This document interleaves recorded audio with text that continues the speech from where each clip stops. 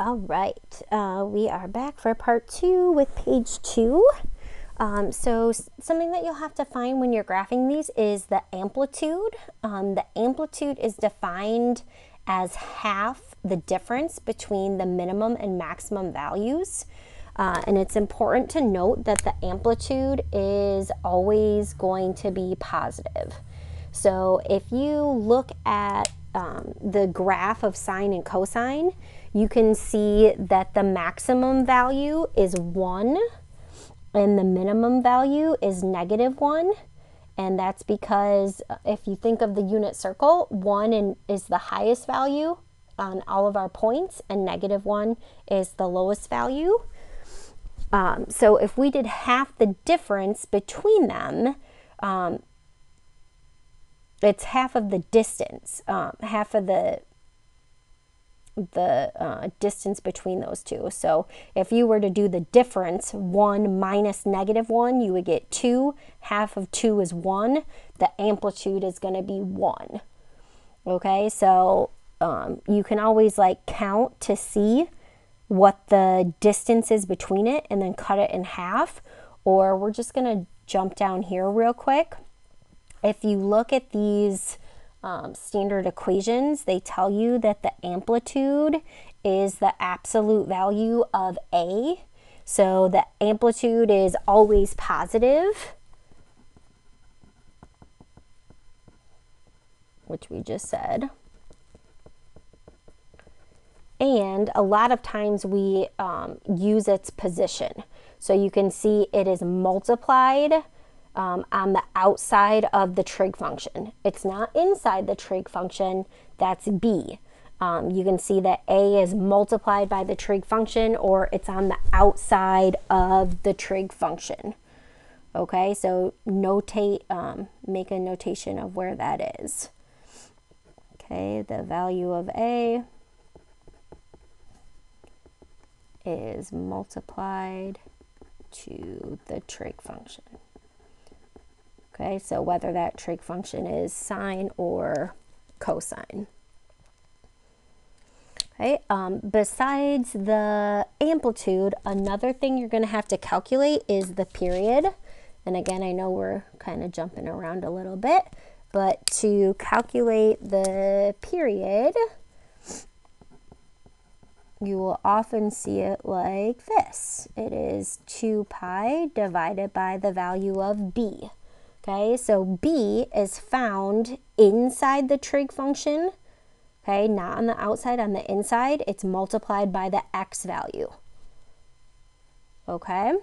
And B is actually going to relate to our transformations, which is discussed here. So when you're using these equations, the parent functions for y equals a sine of b of x and y equals a cosine of b of x, your a value is going to be the vertical stretch if it's greater than 1, the absolute value of a, and then a compression if the absolute value is between 0 and 1. That is going to affect the amplitude. So a goes with the amplitude. If you do have an a value that is less than 0, it's reflected across the x-axis, but your amplitude is always positive. Okay, so that's why you do the absolute value of that. Your value of b would indicate a horizontal stretch or compression, and that is what would alter the period. Okay, so b is related to the period, and then a is related to the amplitude. Now, on your graph here, you can also see just the general shape of the sine and the cosine. This goes from -2 pi to 2 pi in both of these, -2 pi to 2 pi. And just like we did with the sine function, we are going to look at some of those key values for the cosine. Okay, so really with the sine, you think of it starting here at the 0, and I'm just going to draw like a rough sketch. So it starts at 0, goes up to 1, goes back to 0, down to -1, back to 0. So it makes a curve like this, and obviously they keep going in both in both directions, but this is the shape that you will usually see there. So when we are thinking of this in terms of like your x and then your sine of x, it's just helpful to think, okay, yeah, at 0, my sine is 0. At pi over 2, I'm going up to 1, which is your maximum value. And then at pi, I hit 0 again. At 3 pi over 2, I go to -1, which is the minimum value. And then at 2 pi, I'm back at 0, because this is where your period starts. This is where your period ends. Notice that with sine, in the middle, you hit the same place. With cosine, it's going to be a little bit different. But again, we're going to focus on 5 points.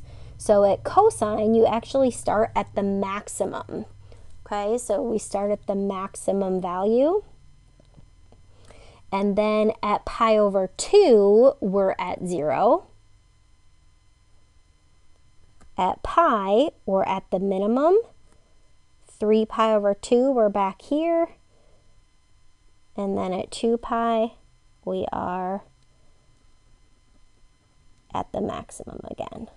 Okay, and so that's like a soft curve here. It's kind of like a V shape. So for x and then the cosine of x, we can use this to help us too, but it's the same on the unit circle. So at 0, we're at 1. At pi over 2, we are at 0. At pi, we are at -1. And this is your max, this is your min. And then at 3 pi over 2, we are at 0. And at 2 pi, we are back at 1, which is the max. Okay, and this is where you have your start, and then you have your ending. Okay, so now we're going to use that to help us when we graph. Okay, so for example 2, it says you're going to use one of these two functions, and then we're going to identify the amplitude and period. We're going to do the amplitude and period first. So remember, the amplitude is always multiplied on that outside there. So the 1/2, that is your amplitude. So your amplitude is going to be 1/2 for this one. So the amplitude is positive 1/2. Okay, to find the period, we are going to do 2 pi over b. Okay, so if I do 2 pi over b, remember b is multiplied by the x, so it's 1/2. So I do 2 pi divided by 1/2. Remember, if you're dividing by a fraction, it's like you're multiplying by the reciprocal. So this means 2 pi times the reciprocal of 1/2, which is 2 over 1, or 4 pi. So 4 pi is going to be your period, and that is going to affect how we make our graph. Okay, now here, this is just something extra to help you process what's happening.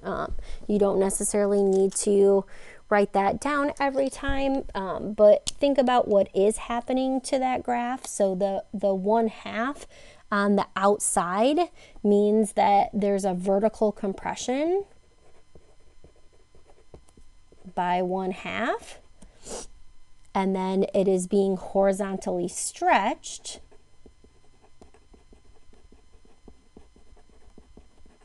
by a factor of, not 1/2, remember you have to do the reciprocal, of 2.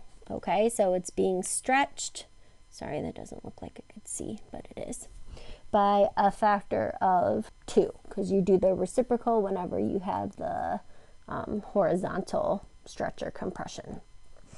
So remember that the vertical compression affects the amplitude, which is your 1/2. This affects the period. That's why we have 2 pi. And then think about what is going to happen to your max and your minimum values. So if they used to be 1, but now we have a vertical compression by 1/2, that means your new max value is going to be 1/2, and your new min value